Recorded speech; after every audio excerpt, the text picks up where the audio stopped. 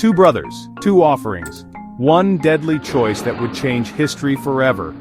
Cain and Abel, sons of Adam and Eve, toiled under the weight of their parents' sin. Cain, the elder, tilled the unforgiving earth. His younger brother Abel tended to the sheep, their gentle nature a stark contrast to the harsh realities of farming. Though bound by blood, a silent rivalry simmered between them. It smoldered beneath the surface, fueled by resentment and longing for recognition. Cain watched Abel, his heart heavy with unspoken envy. He saw how effortlessly Abel moved among his flock, a quiet understanding passing between them. And he saw the love in his father's eyes when he looked upon Abel and his offering of the firstborn lamb. This love Cain craved, yet it seemed always just out of reach. "Here, Father," Abel would say, his voice filled with quiet pride. "Take the firstborn of my flock, the best I have to offer." And Adam would smile, placing a hand on his youngest son's head, a silent blessing passing between them. Cain, standing apart, felt the sting of his father's favoritism like a slap to the face. He watched as the smoke from Abel's sacrifice rose to heaven, carrying with it the sweet smell of burnt offering, a pleasing aroma to the Lord. Cain's own offering, a meager selection of fruits and grains, paled in comparison.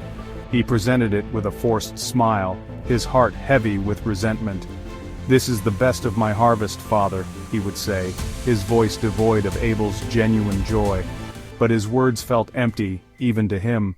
The smoke from Cain's offering rose, but unlike Abel's, it seemed to cling to the earth, heavy and dark. The heavens remained silent. No divine hand reached down to accept his gift. Cain watched, his blood turning to ice in his veins. He felt a cold dread creep into his heart, a feeling of rejection so profound it threatened to consume him. Genesis chapter 4 verses 3-5 speaks of this moment. Cain brought some of the fruits of the soil as an offering to the Lord, but Abel brought fat portions from some of the firstborn of his flock. The Lord looked with favor on Abel and his offering, but on Cain and his offering he did not look with favor. The words echoed in Cain's mind, each syllable a hammer blow to his already fractured spirit. He looked at Abel, his innocent joy now a mocking reflection of Cain's own despair. Jealousy, like a venomous serpent, coiled itself around Cain's heart, squeezing tight until it felt like it would burst. He looked at Abel, his brother, and saw no longer a sibling, but a rival. The laughter they once shared now grated on his nerves. The easy companionship they once enjoyed now felt like a constant reminder of Cain's own perceived inadequacy. Cain withdrew, retreating further into himself. He became sullen and withdrawn, his conversations with Abel strained and short. The light that once shone in his eyes dimmed, replaced by a brooding darkness. One day, as the sun beat down on the fields, Cain, consumed by his jealousy, lured Abel out to the edge of their land. "Come, brother," Genesis chapter 4 verse 8 recounts Cain's words, "Let us go out to the fields." There, amidst the swaying wheat and under the unblinking gaze of the sun, Cain struck. He lashed out with a fury born of rage and resentment, ending his brother's life. The world went silent. Cain stood frozen, the weight of his actions crashing down upon him. The blood of his brother stained his hands, a gruesome testament to the destructive power of unchecked envy. The smell of lifeblood filled the air, a stark contrast to the sweet aroma of Abel's sacrifice. The voice of God boomed across the silent landscape. "Where is Abel, your brother?" Cain, his voice trembling, tried to deny his sin. "I don't know," he stammered. "Am I my brother's keeper?" But the earth itself bore witness against him. The ground which had once yielded its bounty, now drank in the blood of Abel, a silent scream against the injustice. Genesis 4:7 serves as a chilling reminder of the choice Cain faced. If you do what is right, will you not be accepted? But if you do not do what is right, sin is crouching at your door. It desires to have you, but you must rule over it. Cain, consumed by his jealousy, had failed to master his emotions.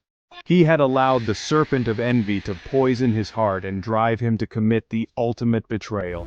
Cain was cursed to walk the earth, forever marked by his sin.